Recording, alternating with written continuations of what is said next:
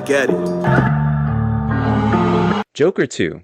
I feel like this movie was bound to fail just from its announcement. People were not excited for this movie, especially when everyone heard that it was going to be a musical.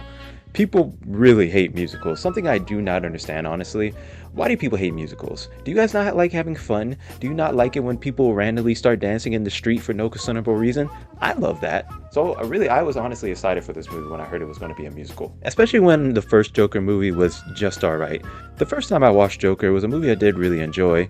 But after a couple of rewatches, I thought it was just okay. I think the reason why I liked it, and so many other people did, it was just mostly superhero fatigue. Something that still exists. So a comic book movie that came out that was just a little bit different was a breath of fresh air. It's the same thing that happened when Logan came out. That was a movie that was really good, but it wasn't that crazy of a movie, but it was crazy, but it was different for a superhero movie. And I know I keep saying superhero movies referring to the Joker, but these movies aren't really superhero movies. They're not really comic book movies, if we're being perfectly honest. These movies are Joker in name only. But I was still looking forward to Joker 2. But then I remembered that Todd Phillips is terrible at making sequels. The first movie I saw by Todd Phillips was the first Hangover movie. A movie that I thought was hilarious back in the day. Probably doesn't hold up. I haven't seen it since it came out. But at the time, I thought it was hilarious. Everyone in my school was talking about this movie. And then Hangover Part 2 came out, and I thought that was atrocious. It was the same movie again, but way less funny. And after that, I decided, you know what, I'm good. I'm not going to see Hangover Part 3. And it really seems like history repeats itself with Joker 2. This felt like a really unnecessary sequel that did not need to come out. Watching this movie actually did remind me of another movie I've seen recently on Netflix called The Platform. A movie that also recently has gotten a sequel that it probably didn't really need. Oh yeah. The first Platform is a really good anti-capitalism movie, my favorite subject, and I thought it handled its themes pretty well. It had some plot holes, but overall it's a really enjoyable movie. And it didn't really need a sequel, but of course, it got one with The Platform too. A movie that I also really enjoy, but it just kind of recycles the same themes again. They tell the story a little bit differently, but overall it's the same exact message. And that's exactly what I felt watching Joker 2. It's the same exact story as Joker 1, it's the same exact themes, told a little bit differently, but overall it's the same story. That too? Who'd want to do that? Sequels suck. No, wow. Come on, man. Oh, please. By definition alone, they're inferior films. But of course, the first Joker movie made a lot of money, so in this day and age, you can't just leave that money on the table. You gotta make a sequel. So now we have Joker 2, and no, I will not call it by its actual title. I'm referring to it as Joker 2. We're gonna build a mountain. So the first Joker movie was about Arthur Fleck, played by Joaquin Phoenix, a mentally ill man who still lived at home with his mother. The first movie was basically about how mental illness was not taken seriously, and how people like Arthur Fleck will basically fall through the cracks. And usually I don't like to ask the question, what was the point of this? Because I feel like art doesn't need to have a point. But once the credits started to roll in this movie, I did ask myself, what was the point of this? Why did Todd Phillips make this movie? Other than to just spite the fans of the first movie, it seems like, which was probably the most interesting thing about this movie. One thing I really don't understand about this movie is that this is an expensive movie. Where did the budget go? Because this is near a $200 million movie, and it doesn't really feel like that. And I know that's kind of the running thing with superhero comic book movies, is that they're really expensive. But in this case, I don't really understand why. I mean, did the money for this movie go straight to Lady Gaga and Joaquin Phoenix? Because other than that, there's really nothing in this movie that really warrants that big of a budget. Because for the most part, we're only in 2 locations for this movie.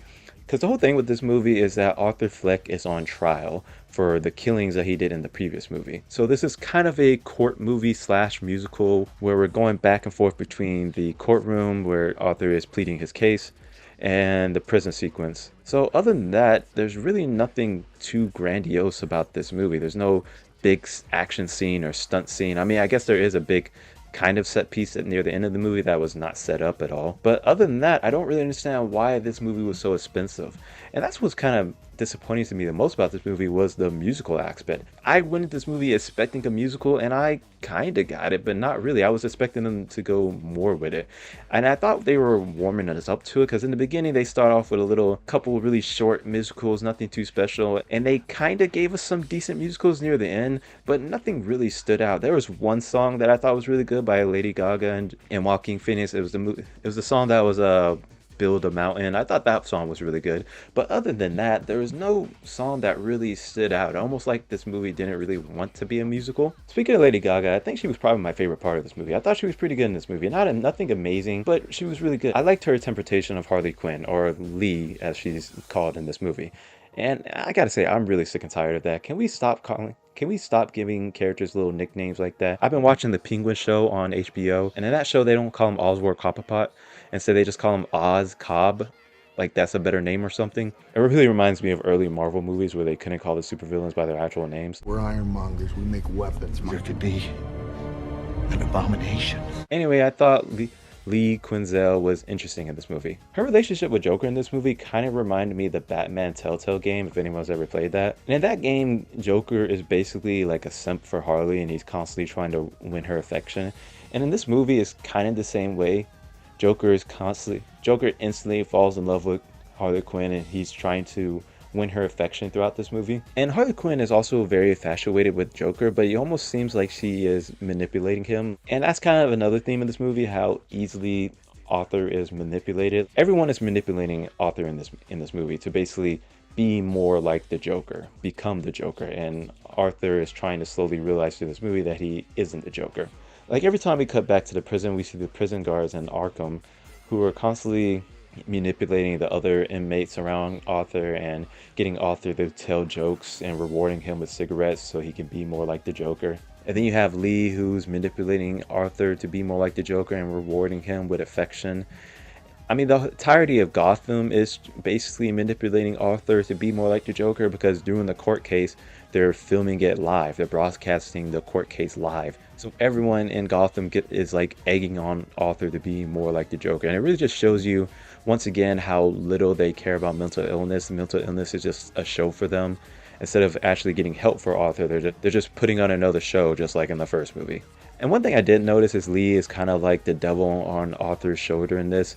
While his lawyer, who's actually trying to help Arthur, is kind of the angel. She's constantly telling Arthur just to be himself, just be Arthur, and they might be able to win the case. While you have Lee, who's constantly telling Arthur to be more like the Joker. She's the devil on his shoulders, and he inevitably ends up listening to her. And over the course of the movie, we see Arthur's descent into madness once again, just like in the first one. It's the same thing in this movie, but now we see that played out with his relationship with Lee.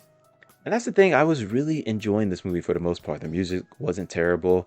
The performances were still good. Obviously, Joaquin Phoenix brings it again. But I was just kind of waiting for the pin drop. Like in the first movie, the pin drop was really when Arthur killed those 3 guys on Subway. That's when things really just snapped and changed. And I was waiting for that in this one, and the pin definitely drops. But then right when that happens, that's when the movie kind of went downhill. And if you've seen the movie, you know exactly what I'm talking about. And again, it feels like Todd Phillips really just made this movie to tell everybody, hey, you were wrong for liking Joker in the first movie. And this, happens all the time with authors. I haven't read the Doom books, but from what I understand, Doom Messiah is basically Frank Herbert's way of saying, hey, Paul Atreides, he's not a good guy. You shouldn't be rooting for him. Alan Moore, the Warlock, he hates people that likes Rorschach. And that kind of leads into the Watchmen TV show, which you should watch, by the way. It's really good. But in that show, the followers of Rorschach are the bad guys. And this movie is the same way, with basically Todd Phillips going, hey, you shouldn't be rooting for the Joker. He's not a good guy. But the thing is, I never really needed that reassurance anyway. I never got that Joker was someone that we really needed to root for. And that's why this film felt really unnecessary, because he was just beating that point over our head, like, hey, we shouldn't really like this guy. And we're going to do that by bringing out all the side characters from the previous movie and just constantly telling you, hey, Joker is a bad guy. He's a really bad guy. And by the third side character that showed up, I was just like, okay, are you going to do anything else? Do you have anything else to say? And it was just frustrating because I was still really enjoying Joaquin Phoenix's performance. There were some funny moments in this movie, I'm not going to lie. Like the moment that Arthur Fleck finally embraces the Joker and he's putting on a voice, and it was really funny. And then that's when I realized I was getting pulled into the spectacle that Todd Phillips didn't want me to enjoy those moments. So I wasn't supposed to be enjoying those moments where the Joker was being funny, I guess. It kind of reminded me of Nope, that was the main theme of that movie as well, where you shouldn't be pulled, getting attracted by the spectacle is actually a bad thing, but it's there. You can't help but stare at the car crash. And this movie was a car crash that could have been avoided, to be perfectly honest. And I can say with confidence that there ain't gonna be no Joker 3. Overall though, I definitely don't think this is as bad as a lot of people are saying it is on the internet. Some people are saying this like, oh, this is the worst movie of the year. It's not. It's definitely not. That would be like The Watchers or Tarot. Those are really bad movies. He's Joker, this was just fine. It was unnecessary, but it was just fine at the end of the day. That being said, you should definitely go see Transformers 1. Great movie, great Transformers movie. Go see that movie instead if you don't want to see Joker 2. But if you did see Joker 2, let me know what you thought about the movie in the comments down below. Did you like the movie? Did you hate the movie? I would love to hear your thoughts. And if you're still watching, hey, why not give this video a like and subscribe while you're at it. Once again, this is Then for the Repeat. I've been Nate. Stay up.